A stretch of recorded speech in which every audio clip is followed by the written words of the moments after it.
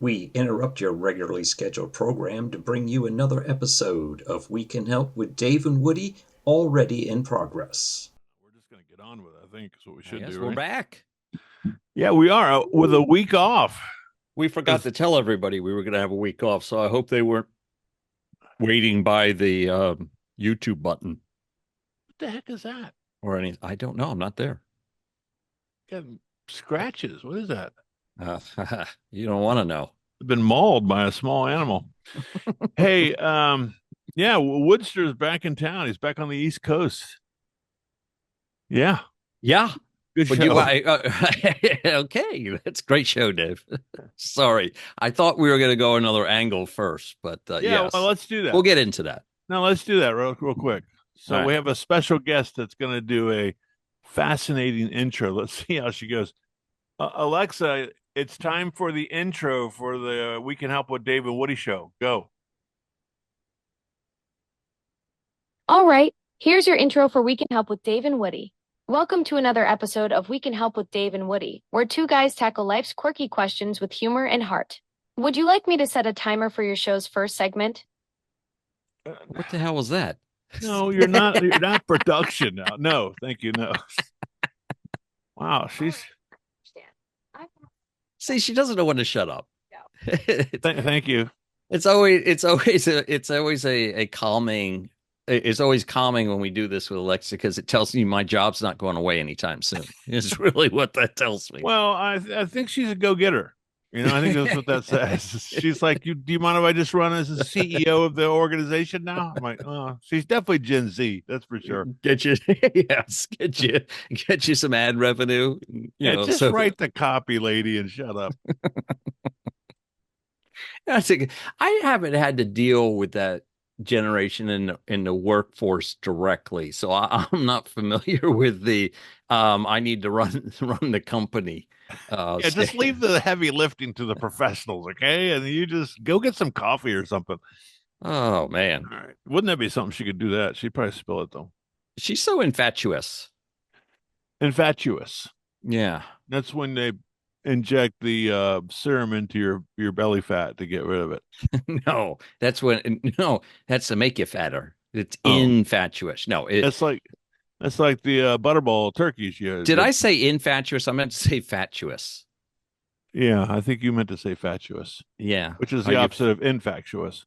Are you familiar with fatuous? Well, I'm assuming that she's if infatuous is. I never gave you the definition of infatuous. Of loving, then she's not loving. I don't know. No. It's silly and pointless is fatuous. A lot of that going on. Our whole show is fatuous then. Well, the sad part is I read because I work, I bring my Google screen down halfway, and I read the pronunciation screen, and the bracket next to it looked like an I, so I said infatuous instead of fatuous. Starting off on a roll here, Dave. Doing well. It's the jet lag. Yeah, actually, it is to some extent. So, for those who don't know, I traveled to the great state of California last week to attend my brother's son and daughter's weddings, and they weren't marrying each other. No, they were separate. That sounds incestuous. Well, I have to always clarify that because it does sound really weird. I didn't, are they twins? No, I never really figured out how to tell people. So every single time I told someone about where I was going, why I was going, I was like, and they're not marrying each other.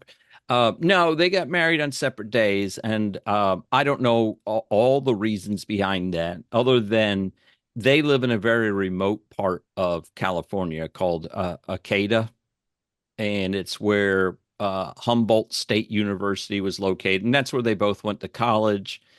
And I'm gathering in their, I think they were being very polite to the family because it is a very hard location to get in and out of if you're traveling.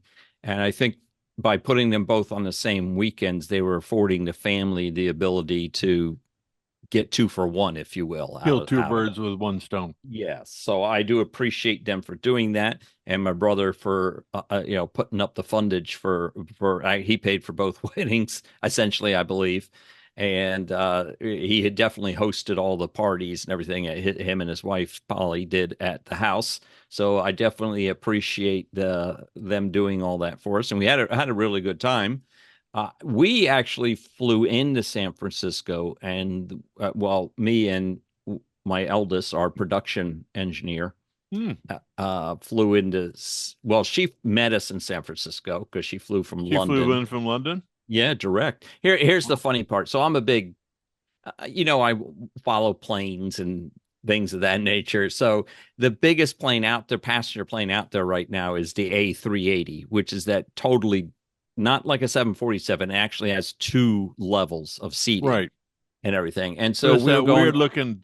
The nose is weird, isn't it? The 380. Not too much. It doesn't look too weird. You might be thinking of like a cargo one where they open it or something like that. Go ahead. So anyhow, we go to the airport to pick her up, and I look up her flight, and I'm like, oh wow, she's on a 380. I didn't realize that at the time. And so she gets off the plane. I'm like, oh wow, you were on an A380. She's like, okay. And I said, so what level were you on? She goes, what do you mean? I'm like, were you on the top or the bottom? She goes, I have no idea what you're talking about. I'm like, are you kidding me? You got on this gigantic plane and were on it for 12 hours and got off, and you had no clue walking around. There was a second level to a plane. She goes, no, I had no idea. She goes, I did find it odd. There was a lot of bathrooms though at the back of the plane. And so I was like, because there's 6,000 people on board. Right. And so I was very disappointed that I wasn't able to get any kind of feedback on the plane as how cool that was to fly. Because as a kid, I flew in a 747, and I guess because I was a cute little tow-headed fella, they let me walk to that top section and see what, go up the spiral staircase to the top section and see what was going on, and see because that's where the pilots, the cockpit was off that room. So, I saw that. Allegedly, that's where they are. Yes, exactly. So I think I've been on an L1011. You know what that is? Yes. Yep. Wide body. I mean, I've been on all those. No, I've been on a 747. We went to London on People's Express on a 747. I can't believe that was a 740. People's Express flew international. I still can't wrap my mind around that. But so I've been on an L10, a DC-10, not the MD-911s, or MD-9. About the 777? Yes, I've been on 777, 767, been on a Dreamliner 787. But so anyhow, and they've stopped producing A380s, and we slowly migrating them out of circulation. So she might be the only family member that will ever have. Aren't they the ones though that the gates can't accommodate them or something like that? Yeah, because they're double decker, and so when the wingspan was such that they airports had to modify their gates to bring them in, and that's may have been part of the reason, because she didn't see the plane outside, and she just went down her tunnel. I don't know what you call it, the airway, and got on the plane. And there was probably, if she was on the top, then there was one below, and if she was going down on the below, there was one on top to load the plane. You went on whichever floor you were on. And hang on a second, Alexa, what is the passenger capacity for an A380 aircraft? The Airbus A380 has a maximum certified capacity of 853 passengers. However, typical seating arrangements usually accommodate around 525 passengers in a 3-class layout. Okay. That's insane. Yeah, so I have no fear of flying, first of all. Right. But there's a caveat to that. When I'm in the plane, no fear. Right.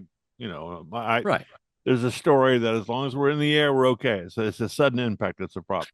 Right. But when I'm on the ground and I'm looking up like from my front yard, and when you can see them at 35,000 feet. You're okay. I thought you meant like you're in the plane on the ground, but you mean just you're in your front yard. Yeah, I'm just a citizen in the front yard now. and I'm looking up at the contrails of the cloud seeding, whatever they're doing up there with all the chemicals and stuff. I always thought it was evaporation and condensation, but whatever. And so when I see the tin can flying over, and I picture in my mind's eye, there's 300 people. There's 300 people in that can. Right. That bothers me. Okay, so you're more a concerned citizen than you are a concerned flyer. Correct. So, I got you. For the well-being of my brothers and sisters, but once I'm in the plane, I could give a rat's ass. Just bring me a double. Some people remind us, but and I can say his full name because sadly he's not with us anymore. But Mark Cochran and I used to work on a construction site together one summer in college, and every day we'd come down not the B line. What was the one in town called East West Expressway? Yeah. And you come under the landing pattern for ORL there, or MCO, excuse me, for Orlando's airport, and he'd always look up and go, "Wow. How do they get all that weight in the sky?"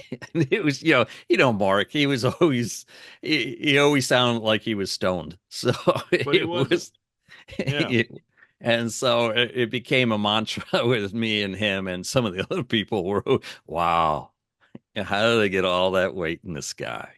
So it's pretty fascinating. Yeah. Pretty fascinating indeed. So long story short, she didn't know she was even on this fascinating airplane, the behemoth, this marvel of mankind. Of engineering. It was a British Airways plane, and so only back to your point, only major airports have the gate capacity to handle these aircraft, and it just didn't fit the business model. By the time it was put out, it just didn't fit the business model of the industry, where they wanted to go more streamlined, hub and spoke, and low capacity, high efficiency. So I don't understand why airlines like United, American stuff didn't fly in, LA to New York, LA to Chicago, Chicago to Dallas kind of mentality with the A380 and move a lot of people quickly. But because people don't like to connect, it's more about, can I fly Dallas to somewhere in Illinois versus Dallas to Chicago, Chicago to Illinois, Chicago to a small town in Illinois. So we had this conversation on some level early on in one of our 113 episodes, and we were talking about air travel, and I likened it to a bus route. And so the capacity of a, 727 on up, 727-year-old. Yeah, they're more likely to fly a plane they can fill, and then do these puddle jumps back and forth like this. The connection from Jacksonville to Charlotte is huge. It's full every time. And the Jacksonville to Nashville, the thing that we've done or the Jacksonville, I don't know about Dallas. But I find it odd that they'll fly, like when long story short, we flew from San Francisco to, they'll do San Francisco to Charlotte. They'll have two of those at night. So why not just fly one A380? Well, it's cooler at night, so you get a little break on the. But I'm just saying, why not? Why are you trying to come up with that's what AOC said. I can't remember. You don't ever want to go to the sun during the day. I know that. Right. It's a doozy on the sun. You got to go at night. It's a doozy on your feet. No, maybe these little planes are more efficient fuel-wise. I don't know. I think so. I mean, obviously, they're in the business of making money. They would have figured it out by now. Wait a minute. Are you sure about that?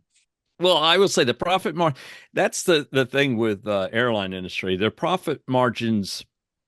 Not much. It's not that they're thin. They're kind of fat, but they're so susceptible to economic woes in a hurry. Yeah. Labor unions, gas prices. Right. And just one of those little elements, like you were talking in your business to business last week with the kids. Yeah. One of those just tweaks a little bit. It sends their profits, in the gutter. So they're always fingers crossed. And when everything is working, they're making great profits. And that's when we all complain, right? Did you know what probably one of the, and I haven't really tested this theory to the great extent, but I've heard it a couple times now. What do you think one of their biggest revenue items are? and it's probably in the top 3, if not the top. I've heard it's the top. In today's world, the checking bags like crazy. That's got to be, I mean, almost another ticket. $40 to check a bag, which we never had to do. Right. You're never going to get this though. Well, hold on. They're carrying freight down in the belly. A lot of them are that we're not aware of. They carry a lot of mail, U.S. mail. Yeah. So you're saying there's an avenue. They're selling liquor. I don't know. It's the credit cards. Why do you think they pitch those credit cards so much? The one that give you the miles? Yep. And every airline does it.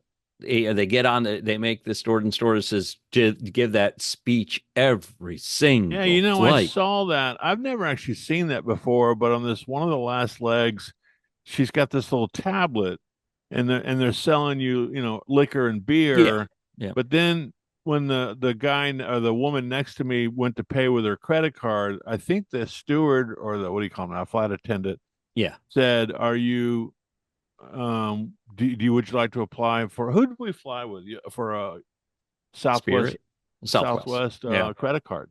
Yeah. Well, that makes sense. I mean, you're making 29, 30 something % on credit on the, balance. It's a Visa or something along those lines, but obviously, a person, so there has been some, I forget, I got to figure out this way, but they said if this goes away because of legalities or something else, ticket prices will soar because it's such a big part of their revenue model. Huh. So, because they're all essentially becoming banks at that point. Yeah, I was going to say, that sounds like they're a financial institution. Right. Of sorts. So, so anyhow, that's another little subject. Maybe one day we'll investigate further. But so we could either be right or we've just made the whole thing up. No. Well, I got it from a fellow YouTuber, 74 Gear. Oh, well, if say no more, then it's definitely true. Well, he's a pilot himself of a 747. And is he? Have you flown with him before? Or no, but he's videoed himself flying the 747 from times. But he'll take news items in the industry and kind of break them down. Is he the guy that's kind of like a test pilot and he tells you he's on a certain bird and he's taking it across this? Have you seen that guy? Well, a lot of guys will stream their simulator work or something. No, there's this guy's like I got to make note of it next time I see him, but he's not a uniform he's wearing. It's like he's a military pilot. He's probably close to in his 50s. Right. And he's for hire. Like, I got to get this jet back over to. Oh, okay. He's in Jacksonville and it was deadheaded in Jacksonville. So they hire him to fly it back. Yeah, put it back. Yeah, okay. And then he films it with YouTube. Okay. Now this guy mostly covers some of the tower pilot confusions or near misses or something of that nature. And, the thing that cracks me up, and I know the people that fly have told me you just get used to it, but the communication that's going on between them and the tower, I don't know how they can understand each other. It's crazy, right? I listen to the ATC tower sometimes when I'm watching the streaming an airport or something. I'm like, there's no way that would be that they would take my pilot license away.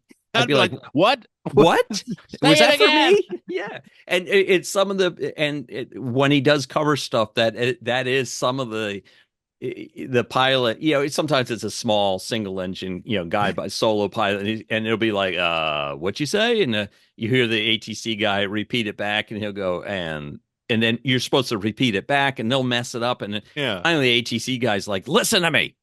It's Charlie Bravo, exit 295, exit, go over to runway A. What?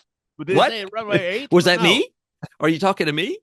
Yeah, Cessna 1295 or Charlie Bravo, runway A on your right. What the hell is he talking about? Look out for the 747, the heavy.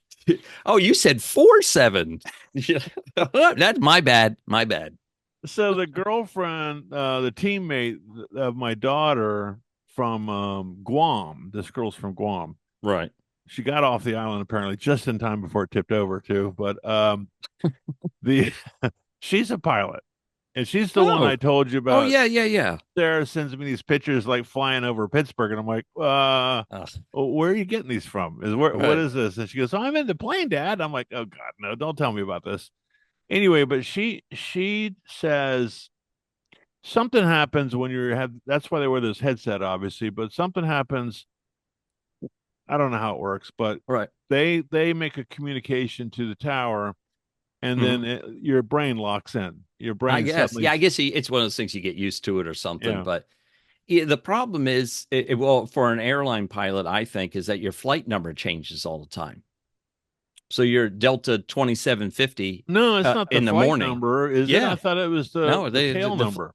No, it's even that. Okay, let's say it is. You change planes. It's not like you fly the same plane every day. Well, I think you go, hey Bob, this is 295er, versus There's no way. I believe it's the flight number. Well, that's what those pilots are doing when you're up in the airport and before you get on. You see them walking around the plane. They're like, "Hey, yeah, that's the engine. That's it right there. There you go. He's checking for the flight number. He's checking for the tail number." No, but we're getting way off base here. We'll have to watch the time. Maybe we'll get through it. But if you've noticed on the wheel, the front wheel, the flaps that open for the front gear have letters on it, and it's usually the last three of the tail number, because when pilots are walking out to their plane, they were always having to walk way out to see the tail number of the plane to make sure they were getting on the right, piloting the correct plane. And so you'll see them written at different locations on the airplane, so that that's not even a United uniform. Get off my plane. Hey, Bob, what's Charlie doing here?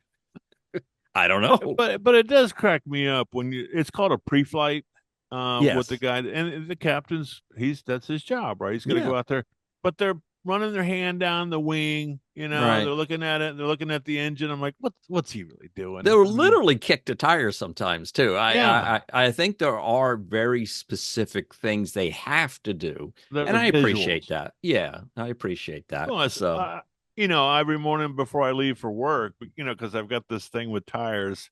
Yeah, recently. I do. And now my wife, we just got 2 new tires. She says congratulations. She says the pressure light's on again, so I'm gonna have to go check that. But I bought probably the other 2 you didn't replace.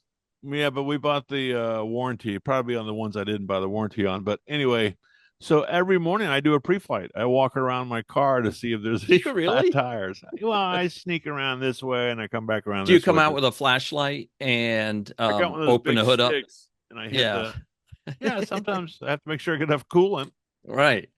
Check the fluid levels in the car. So anyhow, where the heck was I on my trip? I've only gotten to San Francisco at this point. That's pretty sad. We're 20 minutes. Hold on. I do want to ask you. So the guy's brother, your brother's son and daughter. Yes. Now, are they close in age? 3 years apart, I think. And they just serendipitously found this romance with their partners, and it progressed at the same, approximately the same time. I don't know the calendar of events, but I think one was engaged and kind of not really settled on when the nuptials would occur. And then when the other one got engaged, they're like, and then they started talking about who's going to get married when and where. It kind of made, I'm putting words in their mouths because I was not part of that discussion, or did I? Does your brother seem like a practical sort where he would, say to them and say, hey, listen, here we are. Yeah, I think that the parents may have had some influence on that, but ultimately, I think they're both of the ilk that if the kids demanded they be, apart from each other, they would have. Well, I mean, they must be close as siblings to pull that off. Yes. I don't doubt that. So you seem to have that in your family. You seem. I mean, I only know you, right? But it seems like your children. Which is safe to say that they get along pretty well with each other? Yeah, more so than me and my brother, which is odd. Me and my brother hated each other when we were under the same roof. So we were complete polar opposites. It was part of it. So, yeah, I don't know that there's gaps. He was into heroin and black tar, where I was clean cut. So heroin's not so bad. It's the black tar.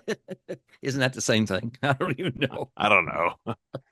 It doesn't even sound funny. We should probably not joke about it, but I mean, there's a lot of people have lost their lives because of it, Woody.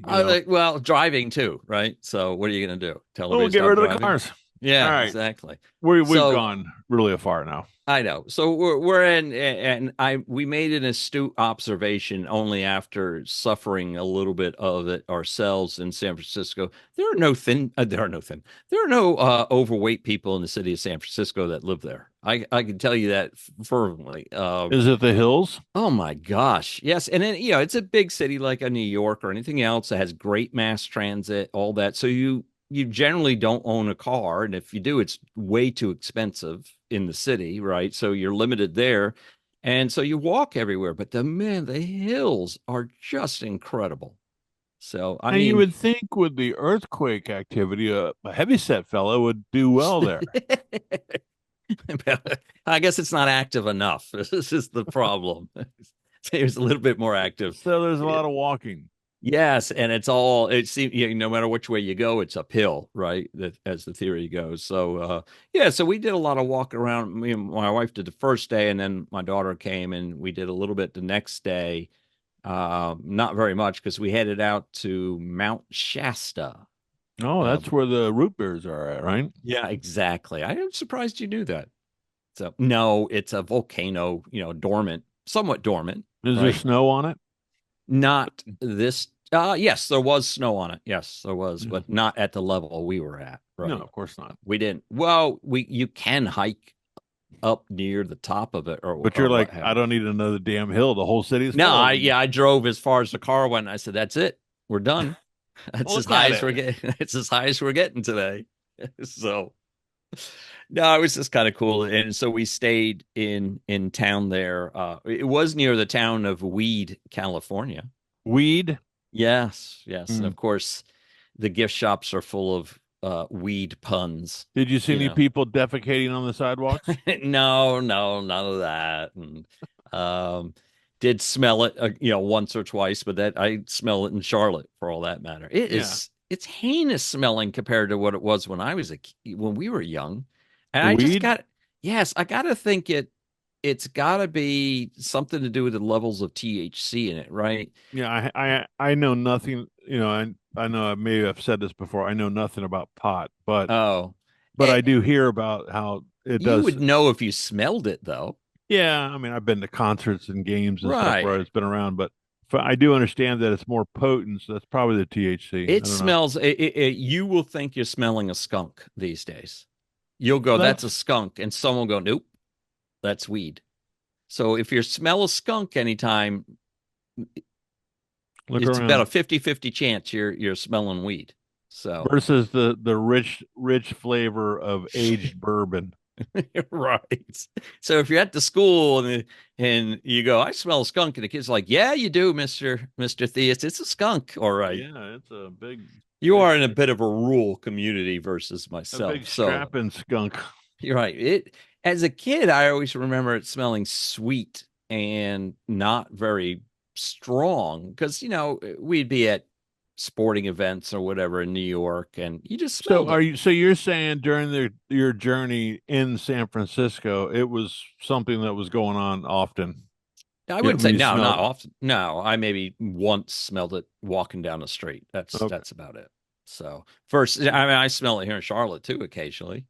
So yeah, well, I mean, places you hang out. I mean, I don't know. And it's not like I'm actively seeking it out either. At either Matthews has got a big pothead. Yeah, crowd. It's known. It's known. Well, oddly enough, where the weddings were, Humboldt County is one of the. Prior to the legalization of pot, was known for its growers, marijuana growers, and a lot of crime and stuff associated with that in the area because of it was illegal at the time. So there was a lot of miscreants in the area. That's since been vastly reduced with the legalization of it across the country. So anyhow, so that was a nice plug.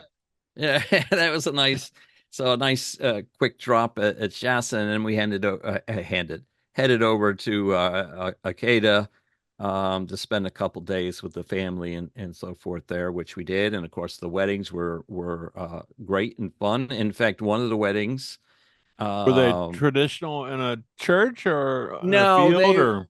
no, it was really cool. So, this area, that area of the country is redwood forests are prolific up in there, and a lot of state parks and stuff. And my brother and his children and his wife. I don't want to count out anybody's participation in this, but they found this all-inclusive place up in the forest. It was really cool. I mean, it was a beautiful home. And then because of the weather typically is clear, they clear out like a pasture within the trees. So it's not a big pasture, and they have pews and things out there. And then you walk back towards the house when the service is over, and there's a tent with tables and and they have and it's all outdoors and stuff. Wow. And it was 60-degree weather. It was beautiful out, and the skies were clear and everything. So we both of them had incredible weather, and so you just park once, and you enjoy both. You don't have to go in between or anything like that. And being outdoors, one of his son elected to have, and his spouse elected to have a bird fly the rings in, a bird of prey, like a falconer. Falconer. Yeah. So, in fact, so with that, the person who was the falconer brought a bunch of wildlife, if you will, to the show. And so at the reception, we were able to visit with different owls, a great horned owl, a Siberian eagle owl, which is like about a petting zoo showed up or something. You couldn't pet them, but they had them. How they hold them on the gloves on their arms, kind of thing. And you could tell she does this a lot. So what she does, if you want your picture with one of them, you can hold a mouse in your mouth like that. She squats behind you and puts her hand in front of you, and it looks like you're holding the owl or the falcon or what have you. So that was pretty cool. Cool. That was cool. Then both of them were very exciting, and of course, getting to visit with all the family, and and a nice open bar was be had of the location. Be had. Yeah. So enjoyable time. People seeking autographs for your podcast? No, but I was tempted to get up when they were asking for people to come up that want to do like a talk, like a speech. I was tempted to go up and go, that's enough speech. This is a plug for the Dave and Woody podcast. But I refrained from making to the wedding. That's usually a good one, right? So last final question from me, because I ask a lot of questions. I think you've answered it, but they didn't happen concurrent. No. Okay, so they weren't. One was Saturday, one was Sunday. Yeah, but were they in the same location? Yes. Yep. Okay. Same place, and slightly different. Was there a birds of prey at the second one? No, only one. Like I said, they are different people and stuff. So what kind of side event was at the other one? I was just thinking that was more traditional, I guess. Okay. The groomsmen handed the rings to the groom, and so I think that was more. Yeah, he had him tied to his toe, and he hopped up front. I'm trying to think of anything that was. It was great. I had a great time and everything, and I'm trying to think of anything that was unique. Yes, unique about it. Other than, it was different food at each one and everything, so there was different. Did the first wedding party show up at the next one? Meaning the groom and the bride? I don't think so. I think they. Unless they knew both, maybe they were friends with both, and therefore were at both. Who got married first, the brother or the sister? The sister. Okay, so did the sister attend the brother's wedding? Is what I'm asking. Oh, yes. Yes. In fact, the wedding party. Who cares? Yeah, she was part. They were both part of each other's wedding parties. Okay. So I see what you're fascinating. saying. Fascinating. It was interesting, and in its own was a kind of interesting thing to. We all said that you'll probably never do this again in your lifetime. Kind of thing. That's a bucket list kind of thing. And like I said, the place was magnificent, man. I really had a good time, and I give kudos to my brother and his wife to everything that occurred. So That's interesting because this is your summer, and you did too. And Sheila and I last summer did the same thing, but that's right. for my brother and her sister. But were they both in Chicago? No, one was in Oh. St. Louis, and then the other one was in Chicago. So it is fairly close, but yes. Yeah, but I mean but it was interesting. The weddings were, I don't want to relive the thing and try to up you, but I mean they were definitely more traditional, but yeah, that's interesting. That's a good time, Woody. I'm happy that you get a chance to catch up and see some people. So Monday rolled around, and we were going to fly out of Akata, but it's a small airport that only United Airlines flies into, and so and I think they have like maybe 4 or 5 flights a day out of there. The A380 only lands on Tuesdays. Bring that baby in. It's a short runway, Bob. You better put on the brakes. We're gonna make it, don't you worry. You got to hit the first 6 inches of the runway. The blade of grass. You can't put it down. And then hit the damn brakes as hard as you can. And yeah, I think they only fly to LA, San Francisco, and Denver out of there. So we were headed to the airport, and my son got a text. He says, your flight's been canceled. So we're like, what? So we kind of did a side swipe and went to my brother's place. We had some stuff to drop off there anyhow, and sat down, and sure enough, it had been canceled. Barb calls, and they're like, yeah, we can rebook you. She's like, great. And they're like, yeah, it'll be Friday before we can rebook your flight out of Akata. Like, what? So they said, we're getting a rent-a-car. What? I get it. Yeah, I could have driven home faster than they could have flown me home, sadly. So they asked you, like, what, which I find is a strange question. They asked my wife what airport was closest to the one we're standing in. It's not like they could look it up, maybe. Say, hey, listen, this airport's close by and we can get you on there. So long story short, we turned around and drove 300 miles back to San Francisco. Yeah, and then took a red eye from there to Raleigh, North Carolina, and rented a car from there and drove back to Charlotte Airport. Well, I was wondering how many days did this thing turn into being out of work? That would have been, but yeah. Yeah, so we were supposed to get home midnight Monday night, and got home at noon Tuesday. So yeah. So beyond that, I mean, I was a lot more tired so I worked half a day on Tuesday versus the full day, and I was in twilight the whole time during work. So did Barb book the flight out of San Francisco and then look at you like, we got to get a car and haul ass to San Francisco? No, we were all confirmed because I was making sure that it wasn't going to cost like $5,000 to take the car back to San Francisco, and how much was a rent-a-car in Raleigh. So we were coordinating all that. That's called logistics. But so anyhow, that was a fun little ending to the trip that we weren't expecting, and but we're all safely back in the Charlotte metro area here in North Carolina. So cool. But that's what we do on this show. We share. Yeah. So there's some good fun times along the way, and so. Okay. Well, we got about 14 minutes. I hold on. I did discover that we suffer from lethologica. Lethologica. I was just talking about this yesterday. Lethologica. That's the death logic. The lethal logic. I didn't say lethologica. I did say, oh, sorry if that made a loud noise. I hit the microphone. It's the inability to remember a particular word or name. So odds of me remembering the word lethologica are slim to none. Yeah, I can't remember that guy's name or word, but it's lethologic. Right.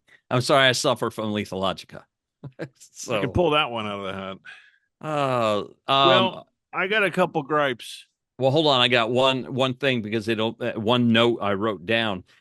So we talked about the Humboldt community being so there are. Was it like a whole hippie village? Yeah, it's got a lot of it's very hippie. So both me and one of my daughters made the same statement within 2 minutes of each other to the same person, but at different, not knowing the other had said it. We said, it's really hard to tell the difference between a person who lives in Humboldt and the homeless here in Humboldt.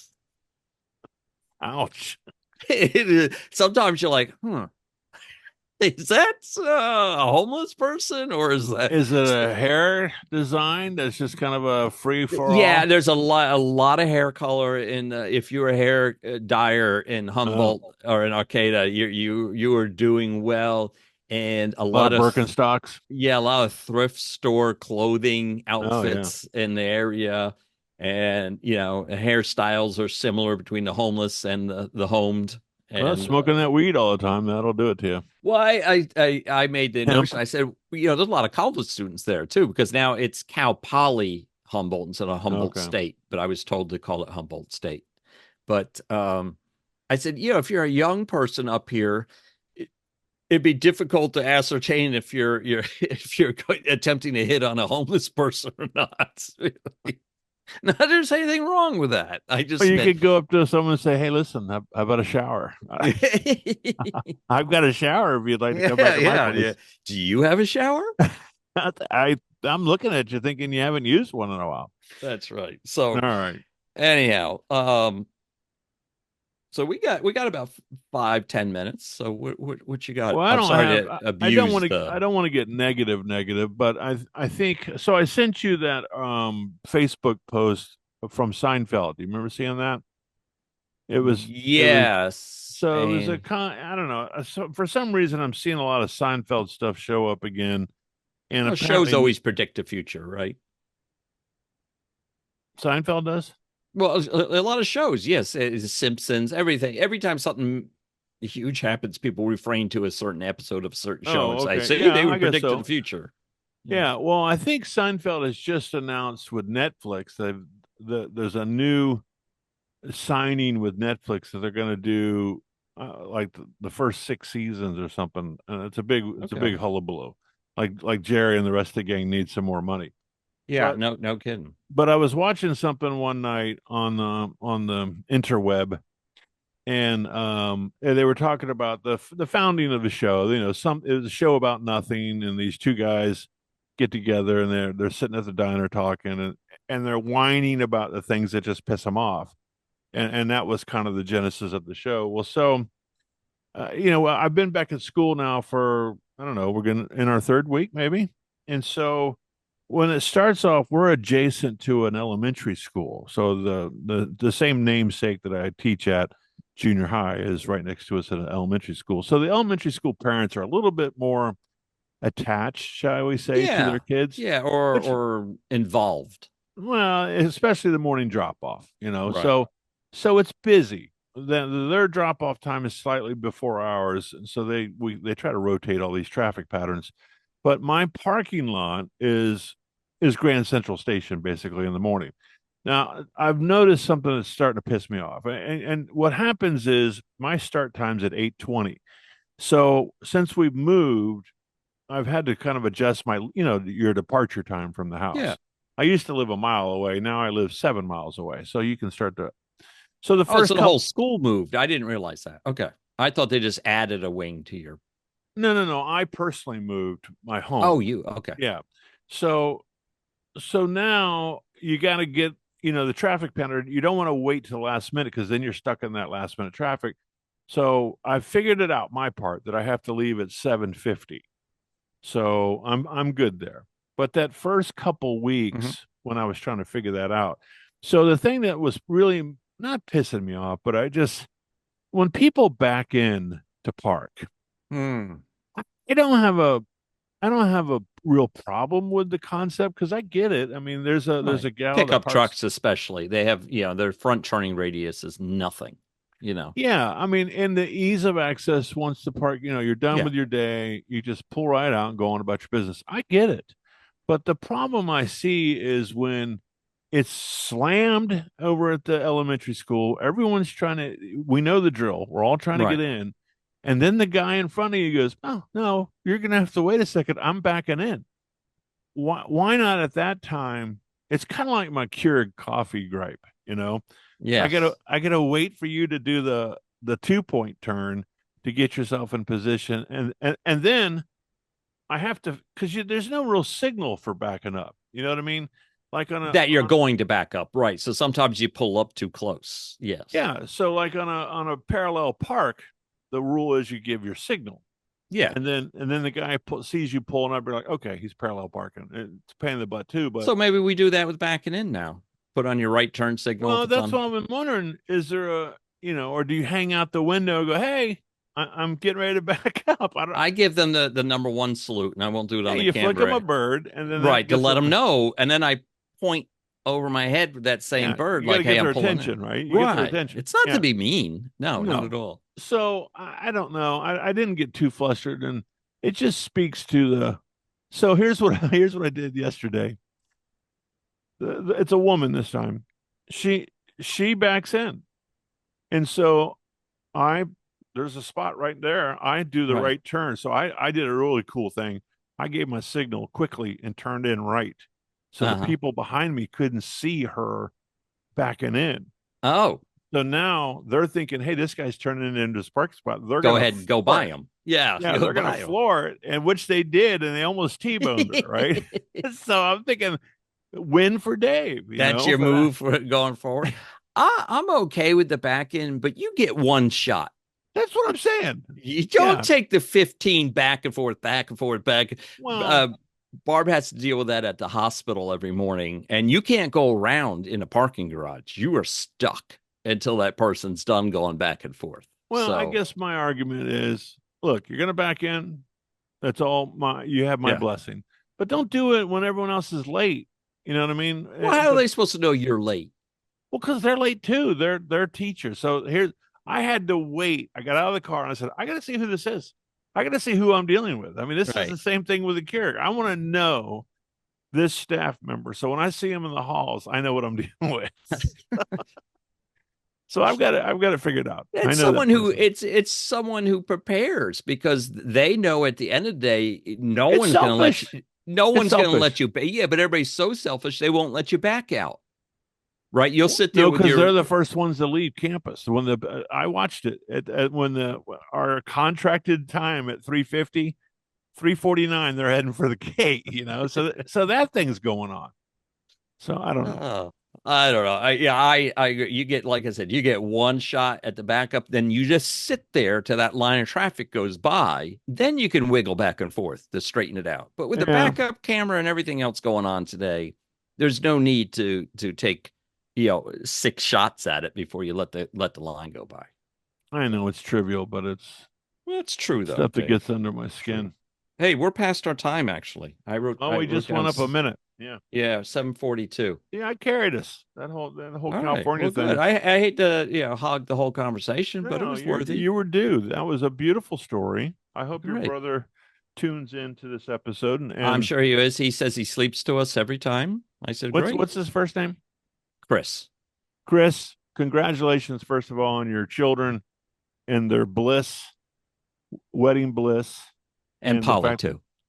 And Polly. She's a big listener. You were able to have Woody come out and visit with you guys. He'd probably happy I'm gone. You know who I'm talking about. Yeah, families like fish. About the third day, you're ready to get rid of them. Is that it? Okay, great. Why don't we end on that then? Yeah. All right, well, let's do an outro. How about I don't know what we're going to tell her. Hey, Alexa, we need an outro for We Can Help with Dave and Woody, and this is episode number 113. Can you pull that off? Spotify can't recommend podcasts yet, but you can ask for podcasts by name. That sounds fitting, Dave. Okay. I think we're good. Alexa, we're asking for you to do an outro to We Can Help with Dave and Woody. This is episode number 113. Spotify can't recommend podcasts yet, but you know, I think we pissed her off. I think she's got the hump a little bit. Our jobs are safe, Dave. That's all I'm telling you. Yeah. All right. If it wasn't for the money, I'd quit. All right. So that's it. We're back. And we're happy. Subscribe. Yeah, we'll have to do a stock update, by the way. Things are all right. We haven't done it in a long time, but we'll do that next week. All right. Subscribe to, we're getting a lot of YouTube stuff. Yes, we are. I don't know what's happening, but let's get on with it. It's great seeing you, Woody. I'm happy that you made it back safe. And in the meantime, my voice is going bye-bye. Talk to you later. Peace out.